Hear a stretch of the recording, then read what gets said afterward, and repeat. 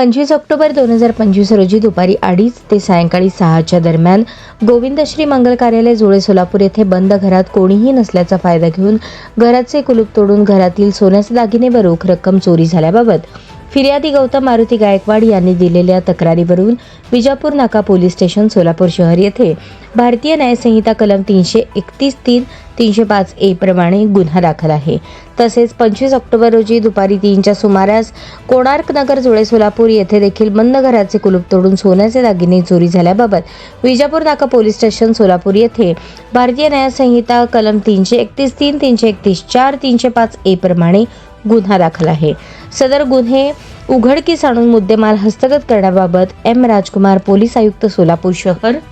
Doctor Ashwini Patil police उपायुक्त गुन्हे, राजन माने सहाय्यक पोलीस आयुक्त गुन्हे यांनी गुन्हे शाखेचे सर्व अधिकारी व अंमलदार यांना मार्गदर्शन करून सूचना दिल्या होत्या।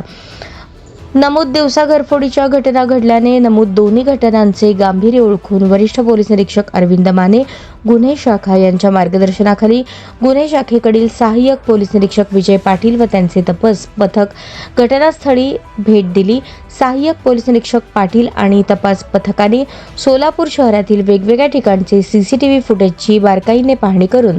तांत्रिक विश्लेषण करून त्याच्या आधारे यातील 4 आरोपींची ओळख पटवली। त्यानंतर 29 ऑक्टोबर 2025 रोजी रात्री 12च्या सुमारास सहाय्यक पोलीस निरीक्षक विजय पाटील आणि त्यांचे तपास पथकास खात्रीशीर बातमी मिळाली की 4ही इसम हे जुना पुणा नाका परिसरात संशयितरित्या फिरत आहेत। बातमीची शहानिशा करून कारवाई करण्याकामी सहाय्यक पोलीस निरीक्षक विजय पाटील आणि तपास पथकाने सदर ठिकाणी जाऊन जुना पुणा नाक्याजवळील आकांक्षा टूर्स ट्रॅव्हल्स जवळ सोलापूर येथील 4 इसमांना ताब्यात घेतले। त्यांची नावे शेर अली मोती सय्यद वय 25 राहणार भोसा रोड इंदिरानगर मशीद जवळ यवतमाळ, प्रसन्न प्रमोद मेश्राम वय 24 राहणार D Ed college Bhosa road Yavatmal, Chandu Hira Bhatkal वय 39 राहणार बोरगाव मेघे टेकडी वर्धा,